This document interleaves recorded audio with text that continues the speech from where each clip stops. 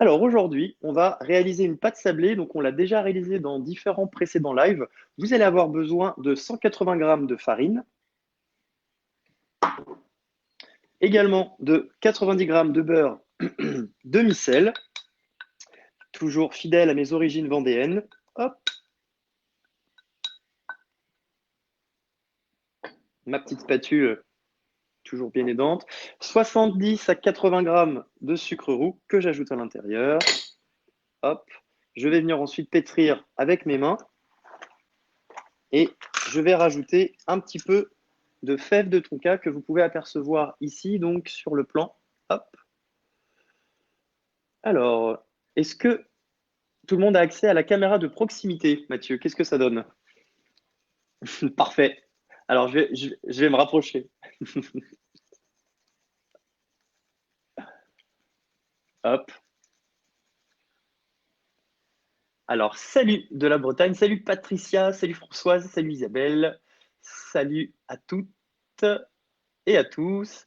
Petit coucou Maxime, si tu passes par là. En tout cas, je pense qu'on a tous une pensée pour toi. Aujourd'hui, c'est la première fois avec Mathieu qu'on le teste sur ce format. Donc là, je vous montre ici la fameuse fève de tonka.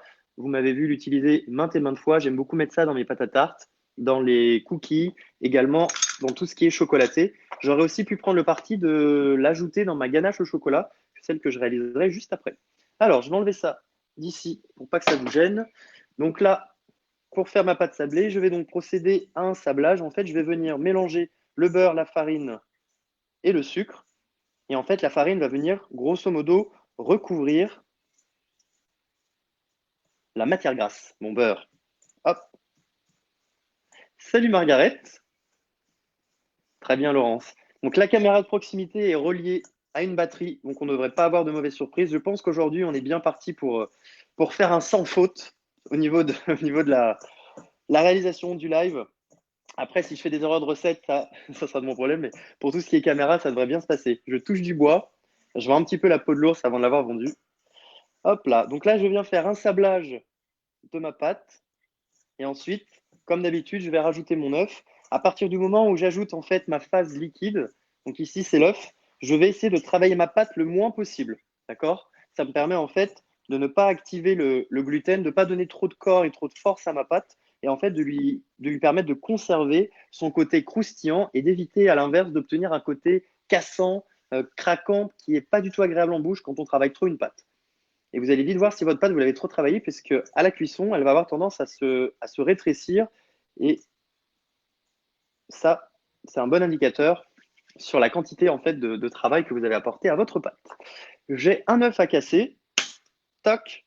Je viens le mettre ici au milieu. Toc. Et donc là, avec une seule de mes deux mains, je viens travailler la pâte. Et donc là, à partir de maintenant, je vais essayer de la travailler le moins possible.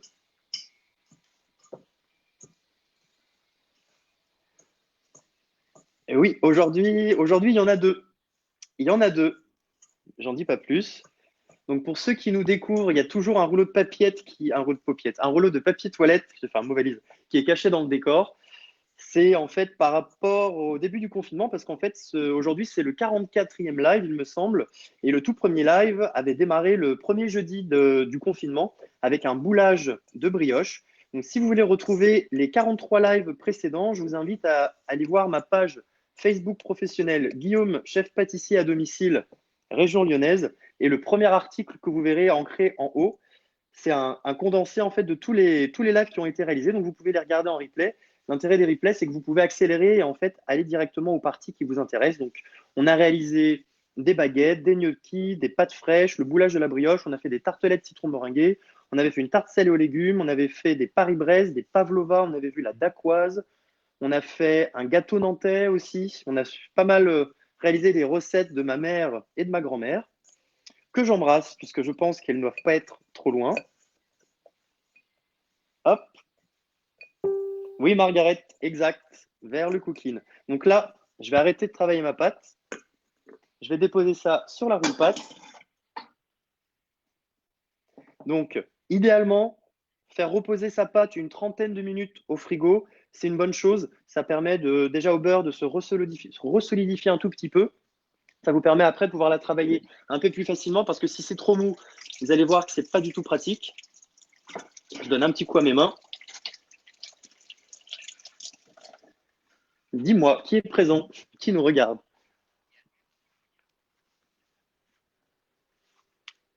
D'accord, très bien. Alors moi, avec mes petites mains, je ne peux pas en produire autant sur aussi peu de temps. Qu'est-ce qui nous regarde?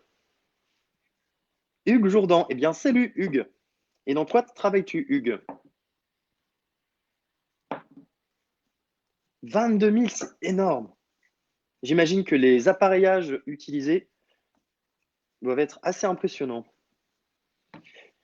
Et donc, petit clin d'œil aussi pour la ville de Nantes, puisque l'EBN a été créé par la boutique, par l'entreprise Lu qui se trouve là-bas. Et il me semble que c'est un biscuit qui remonte à la Deuxième Guerre mondiale. Et je crois qu'à l'issue de la guerre, il a été renommé Choco BN. Et c'est là qu'il a commencé à faire un carton. Et depuis, c'est devenu une institution. Donc, biscuiterie nantaise, est-ce que c'est ça? Parfait. Bien joué, Mathieu. Tu as le droit d'essayer de trouver d'autres questions si tu veux essayer de me coincer. Oh oui, tu y arriveras. Hop. Voilà, donc là, vous avez vu, j'ai abaissé ma pâte. Contrairement à une pâte à tarte, par exemple, si vous regardez le live de la tarte à la rhubarbe, vous allez voir ici que je l'ai étalé un tout petit peu moins, je garde un peu plus d'épaisseur. Est-ce que vous l'apercevez sur la vision de près? Je suis à peu près à 3 mm d'épaisseur. Je vais venir prendre un découpoir cannelé 5 cm. Ça va me donner des petits BN. Vous verrez, vous pouvez tout à fait vous prendre le parti de les réaliser plus grands et de faire des BN de 6 cm. Alors j'ai l'impression qu'on a un léger contre-jour sur la caméra de proximité. Hop. Donc on va mettre le four à préchauffer à 160 degrés également. Tant que j'y pense. Hop là, parfait. Et là je vais venir détailler à l'emporte-pièce.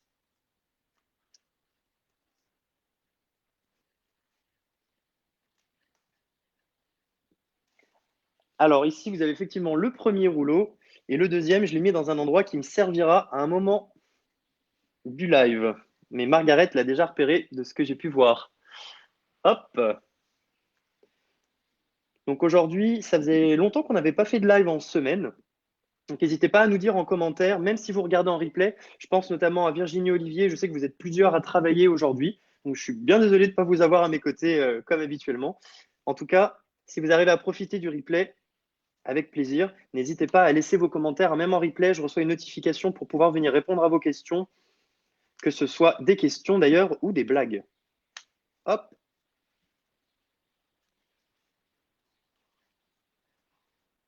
Exactement. Hop. J'ai une petite dédicace à Maxime dans mon dos d'ailleurs, mais je le laisserai le découvrir. C'était ses 30 ans l'année dernière. Hop. Voilà. Du coup, la recette ici permet d'obtenir à peu près 20 à 22 chocobéennes de petite taille. Donc là, mes chutes de pâte sablée, j'évite de trop les travailler. Moi ici, ce que je vais faire, je vais les réserver, je m'en occuperai a posteriori du live pour ne pas vous faire perdre trop de temps. Je vais stocker ça dans un bol. Bien évidemment, on ne gâche pas. Et là, je vais vous montrer la partie un peu rigolote. Hop.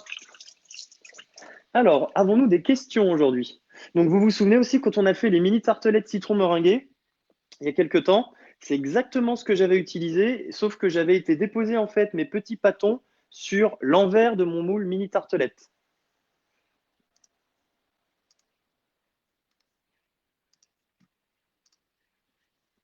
Alors, c'est la spatule, c'est la vision de près ou de loin? Hop, alors je vais enlever comme ceci, et là ça devrait être peut-être plus agréable. Hop, très bien. Nickel. Donc c'est top. Je vais rapprocher ceci, j'en ai plus besoin. Hop. Je vais vous partager en commentaire la liste Mon Instant Gourmand habituel. Vous allez pouvoir dessus retrouver ma sélection de produits du jour, sachant que j'aurais aussi pu rajouter le petit minuteur portatif que j'aime bien utiliser, la toile roule-pâte, vous avez vu, qui me permet d'étaler ma pâte sans que ça colle à mon plan de travail. Et pour ceux qui étaient là pour la tarte à la rhubarbe, vous vous souvenez, j'avais abaissé ma pâte sur ma roule-pâte, et ensuite j'avais monté à l'envers, j'avais posé le cercle dessus et mon tapis de cuisson, et ensuite j'ai retourné. ce qui évite en fait de la rouler autour du rouleau, qu'elle se brise potentiellement en cours de route et qu'on soit un peu frustré. Hop, de rien, Elisabeth. Ah, salut papy. Apparemment, papy est dans la place. Trop fier que mes grands-parents soient là. Alors, je vais venir prendre ici une plaque aluminium avec un tapis de cuisson Silpat. Hop. Et je vais venir déposer ceci en quinconce. Hop. Donc, nos petits BN, ce qui fait que on s'attacherait presque à eux, c'est qu'ils ont une petite tête de smiley. À votre avis, comment est-ce qu'on va s'y prendre et quels ustensiles allons-nous utiliser aujourd'hui pour parvenir à nos fins? Toc. D'ailleurs, s'il y a des recettes que vous voulez nous voir réaliser, que vous voulez qu'on réalise ensemble, n'hésitez pas à les suggérer en commentaire. En ce moment, en plus, on commence à avoir de bons fruits. On a des cerises, il reste quelques fraises, on a des abricots. Donc, n'hésitez pas à suggérer des petites choses sympathiques. Hop, je vais faire un petit peu de place pour essayer de tout mettre. Voilà ce que je fais. Je pense que je ferai une deuxième cuisson tout à l'heure avec mes chutes et je ferai tout cuire en même temps.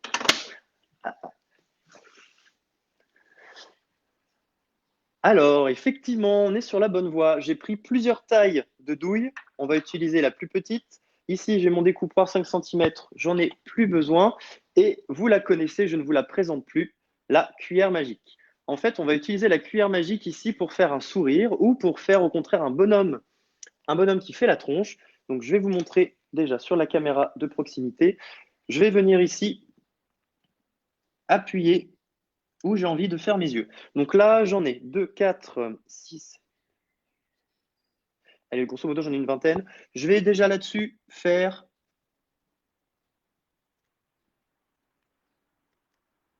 Je vais prendre 10, 10 pâtons et je vais leur donner les yeux.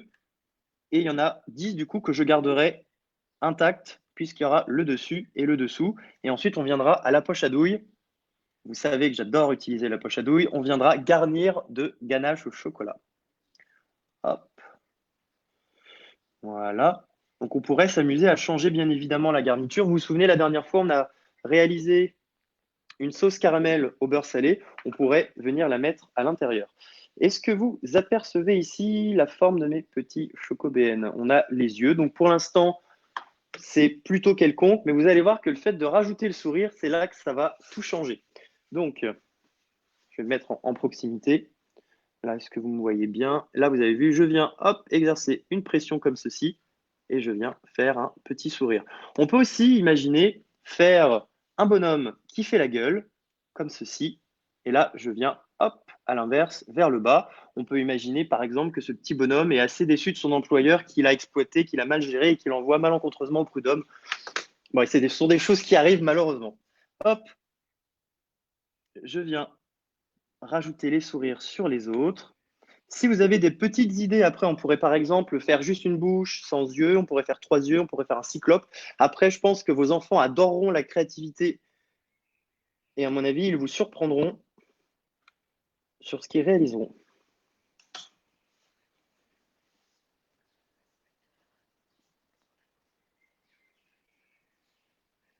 Ah, ok, ok, ok. Oui, parce que je suis un petit peu plus à gauche que d'habitude, c'est ça? Hop, je vais me remettre par ici. Là, comme ça, je suis en plein milieu. Parfait. Top. Alors, ma pâte sablée, les petites chutes, je les rajoute à la pâte de tout à l'heure. Et on va faire une petite dorure. Donc, la mienne est déjà prête. J'ai mélangé un jaune d'œuf. Et à ce jaune d'œuf-là, j'ai rajouté un petit peu de crème liquide entière. Donc, vous prenez un jaune d'œuf, vous le pesez. Ça pèse à peu près 18 à 20 grammes selon la taille de votre œuf. Donc, en fait, si je mets 10% du poids du jaune en crème, ça représente 2 grammes. 2 grammes, c'est une cuillère à soupe.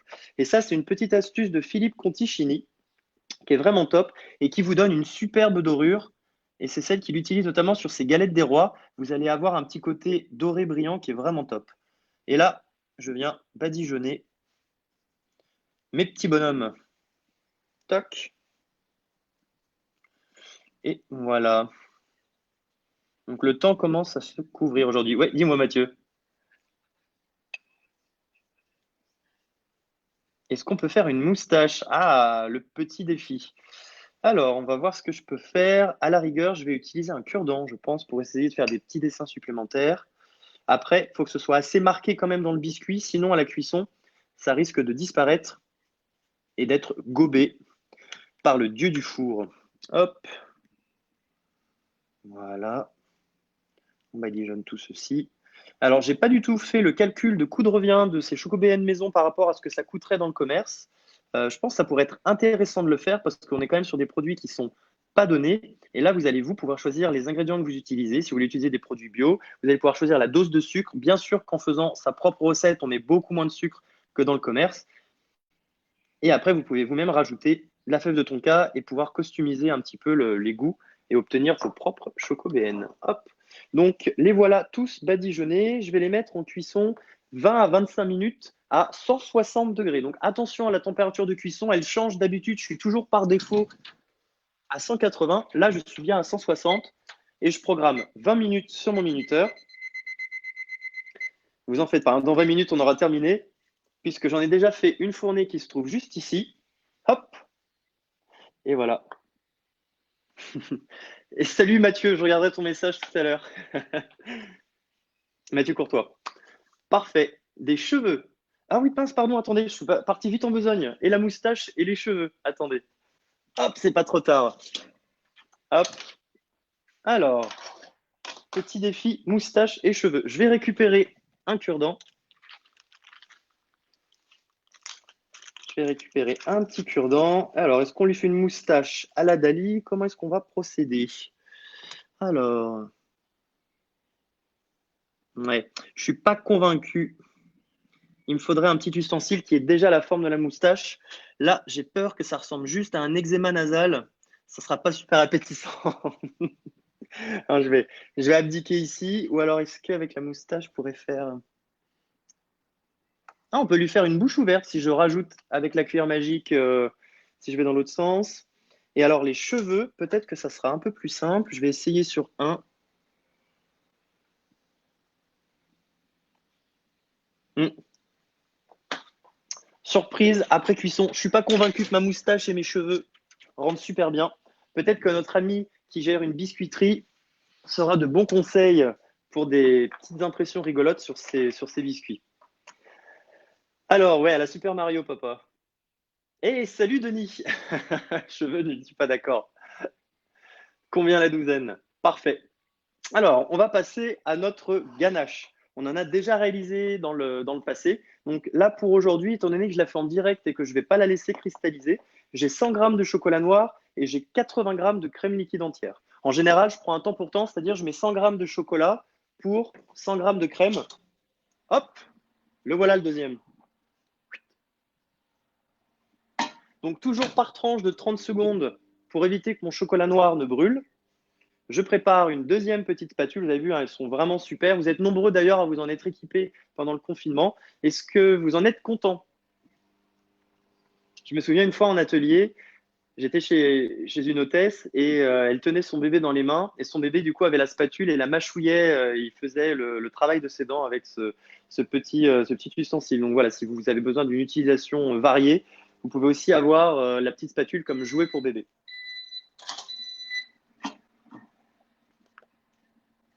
Alors, la fève de tonka, vous allez trouver ça en magasin spécialisé.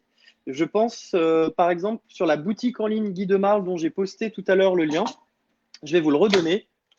Après, c'est vraiment quelque chose, c'est pas encore quelque chose qu'on trouve en grande surface. Hop, voilà. Donc, si jamais vous passez commande d'ailleurs, n'hésitez pas à sélectionner votre conseiller. Si vous n'en avez pas, vous mettez Guillaume Nimesquerne pour que la commande me soit bien rattachée et que je puisse savoir que vous avez commandé et ensuite pouvoir vous envoyer aussi des recettes associées à certains de vos achats. Et au niveau de la fève de tonka, vous pouvez aussi les trouver à Métro. Moi, c'est là que je les avais achetés à l'époque et ça doit faire 5 ans que j'en ai. Et comme on en met vraiment très peu, hein, on utilise ça avec parcimonie, ça dure très longtemps. Hop, oui, oui, c'est de la crème liquide à 30% ici, tout à fait, que je viens rajouter au chocolat que j'ai fait fondre. Hop, j'ai ma cuillère magique qui n'est pas loin et je vais venir tranquillement Ouais, ça, je vais le garder à côté. Je vais venir tranquillement mélanger ceci en commençant par le centre. Petite pensée à Béatrice Barbet, si tu passes par là. Hop. Et là, je vais obtenir une ganache. Si vous faites votre ganache la veille pour le lendemain et que vous la laissez cristalliser à température ambiante, elle aura une bonne texture puisqu'elle aura eu le temps de cristalliser. Hop.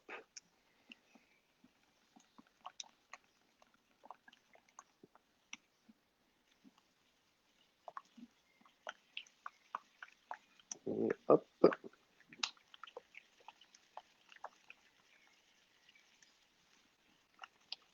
Je pense que je vais la mettre un tout petit peu au froid pour la faire figer un tout petit peu parce que là, c'est vraiment coulant. Et pour accélérer les choses, hein, j'ai rajouté un tout petit peu moins de crème. Et le fait de l'avoir un petit peu prise, en fait, ça permet plus de facilité au moment du pochage et surtout au moment où on va rapprocher les deux disques. C'est un petit peu comme quand on fait des macarons, quand on les garnit. Hop. Je vais aller mettre ça au réfrigérateur en attendant, le temps de disposer mes petits galets sur ma plaque. Hop là.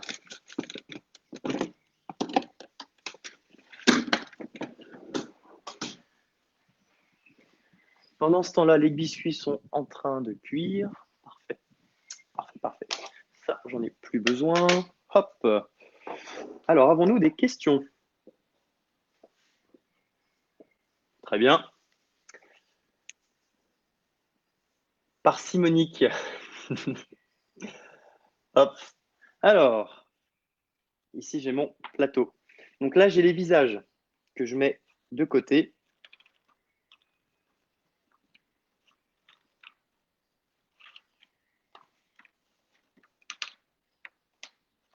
Voilà, non, là, c'est tout bon. Et là, je vais venir retourner pour avoir vraiment le côté brillant, en fait, qui soit bien l'extérieur de mon gâteau. Et c'est ici que je vais venir déposer la garniture. Bon, on va avoir un bon goûter. Maxime, je t'en mettrai de côté. Enfin, en fait, je ne sais pas si je t'en mettrai de côté. Peut-être que si tu arrives à temps, il en restera. Hop. Voilà. Comme ça, je vais pouvoir venir ensuite arriver avec ma poche à douille et je vais pouvoir pocher tranquillement. Alors, au niveau de la poche, donc là, j'ai une poche que j'ai déjà utilisée, comme d'habitude. Je vais venir utiliser ici, comme j'ai quelque chose d'assez liquide, je vais utiliser une douille, elle est de 2 millimètres de diamètre. Alors, attendez, hop, voilà, vous apercevez, touc. Je la mets dans ma poche. Si vous avez une poche de votre côté qui est toute neuve, vous allez faire des petites encoches de part et d'autre de votre douille pour en fait avoir un tiers de la douille qui dépasse, comme ceci. Je viens rentrer un petit peu de la poche dans la douille, ici, pour éviter en fait que ma préparation ne coule partout. Autre astuce, et ça marche très bien, utilisez les petites pinces comme ceci. Et je viens ici clipser juste au-dessus de la douille. Je mets ça dans mon support poche à douille, ce qui me permet après d'avoir les deux mains disponibles au moment du remplissage. Hop. Je retourne récupérer la ganache.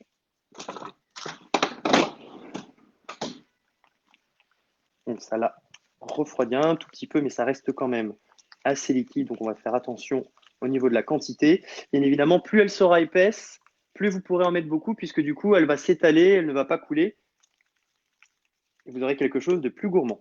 Donc là, on fait des chocobéennes, on va dire en accéléré. Donc tout ça, mamie, je le mets de côté. Bien sûr, je m'en occuperai a posteriori. Hop, et je viens couler la ganache à l'intérieur. On pourrait faire des variantes au niveau de la ganache. On pourrait faire chocolat, caramel, beurre salé. On pourrait faire chocolat au lait. On pourrait faire chocolat blanc pistache, chocolat blanc framboise. Après, bien évidemment, il n'y a aucune limite à votre créativité. Vous allez pouvoir décliner les chocobéennes à l'infini.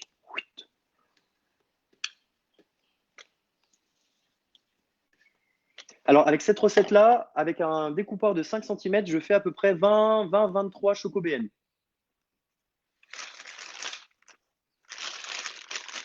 Donc, ce serait, je pense, entre 15 et 18 si j'utilisais le découpoir 6 cm, qui me permettrait d'avoir des BN plus proches, je pense, de la taille standard. Hop. Je viens avec mon racloir repousser, toc, comme d'habitude, l'appareil. Je viens mettre une deuxième pince comme ceci, juste en haut, pour éviter le reflux de ma préparation. J'enlève celle du bas et je viens pousser, hop, comme ceci. Donc là, on va être sur un pochage fonctionnel. Donc c'est parti, je viens mettre une petite quantité de chocolat. Hop. Donc, ce qu'on fait dans ces cas-là, quand on n'est pas encore sûr de ce que ça va donner, je ne les fais pas tous. Et là, je vais venir récupérer des petites têtes. Donc, comme moi, si jamais vous avez un petit peu de la dorure qui obstrue certains yeux, vous utilisez une baguette chinoise et hop, et vous pouvez récupérer les yeux comme ceci. Donc là, vous avez vu sa petite tête. Pouc. Et donc, petite pensée aussi à ma grand-mère qui, elle, utilise une aiguille à tricoter. Et je crois que c'est la même depuis le début, depuis la nuit des temps. Cette aiguille à tricoter a suivi mes grands-parents un petit peu partout. Hop. Et voilà. Et je viens mettre sur le dessus.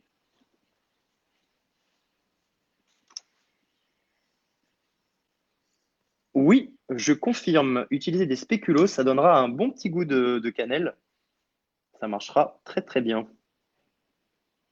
Toc. Ouais, je vais peut-être mettre un petit peu plus de chocolat sur les prochains. Vous me connaissez, j'aime bien quand c'est généreux, hein, quand il s'agit de garnir un chou ou un éclair. J'aime bien quand on sent le bon goût de la crème. Donc là, sur des chocobéennes, ça va être la même chose. Hop, je vais donc en mettre un tout petit peu plus. La seule chose que je vais éviter, c'est que ça coule sur les bords, parce que ce serait pas joli. Encore que si jamais ça se produit, c'est pas trop grave. Après, on peut laisser de toute façon la ganache figée. On peut donner un petit coup avec le doigt. Hop, et voilà. J'ai hâte de goûter ça. Toc.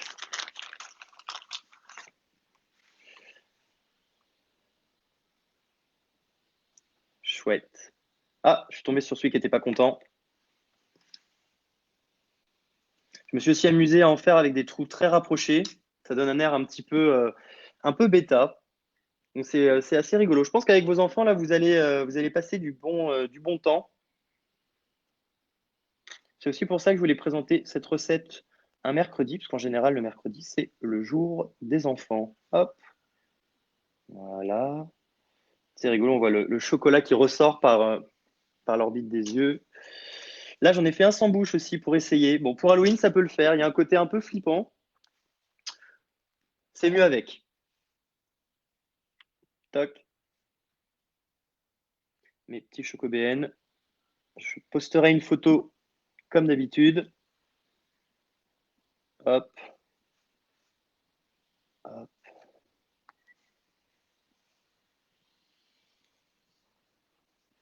Oui,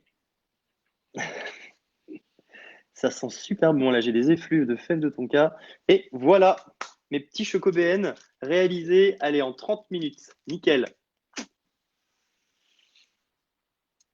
Je vous...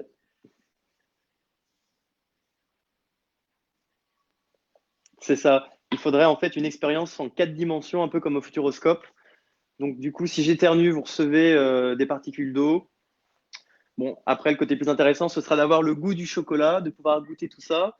Donc là, j'ai mes petits biscuits qui continuent de cuire ici. J'en ai encore pour au moins 7-10 minutes de cuisson. On a terminé pour aujourd'hui. Vous avez vu, c'était tout simple, hein. Une pâte sablée, une ganache, un peu d'assemblage. Donc ça se fait tout simplement. Je vais aller mettre ça de côté. Maxime, t'oublie pas de revenir au moins pour 17 heures, que l'évier soit propre ce soir si on a du monde. Bon, je rigole, hein. C'est moi qui vais la faire, la vaisselle. Petit clin d'œil, hein, pour ceux qui nous découvrent. En fait, le running gag, c'était que pendant le confinement, moi, je m'occupais du live et Maxime faisait la vaisselle. Top. Je remercie aussi Chantal et Myriam. J'ai reçu une petite enveloppe ce matin pour votre participation à notre cagnotte. Je suis vraiment touché. Je m'y attendais pas du tout, avec un adorable petit mot avec. Donc, bien sûr que vous pourrez avoir un exemplaire du livre quand celui-ci sera édité. Top. Et on est 75, et je crois qu'on a été 75 tout du long. Merci à tous pour votre fidélité, ça fait vraiment super plaisir. Ici, donc, vous pouvez apercevoir le futur flyer que je vais proposer, puisqu'en ce moment, je suis en train de discuter avec plusieurs personnes pour proposer des cours de cuisine et des animations en Zoom sur cette période. Par exemple, pour des entreprises, pour des séminaires ou des comités d'entreprise, faire des cours de cuisine particuliers sur Zoom. Le livre ici, tout le monde n'a pas eu la chance de rater ses études, d'Olivier Roland. En ce moment, Olivier Roland propose une masterclass. Et en fait, le but, c'est de créer en fait son propre business. Et un petit peu son mantra, c'est d'avoir une entreprise qui travaille pour soi, et non pas soi-même qui travaille pour son entreprise ou pour une entreprise. Donc là, l'idée, c'est vraiment de travailler son indépendance. Et je trouve que c'est assez intéressant. Voilà, je vous le glisse comme ça si ça vous intéresse et si ça fait résonner une petite corde en vous. Si au fond de vous, vous avez un petit projet entrepreneuriat, si vous voulez surfer un peu aussi sur, en ce moment, ce qui marche bien, c'est un petit peu tout ce qui est partage de connaissances par ces blogs. Là, on est vraiment sur tout ça. En tout cas, je pense que moi, je vais vous quitter sur la dégustation d'un de mes petits BN.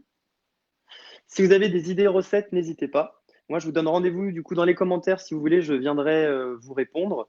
Et puis, en tout cas, il ne me reste qu'à vous remercier sur la dégustation d'un de mes petits.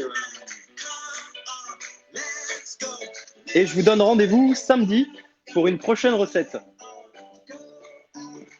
Mmh.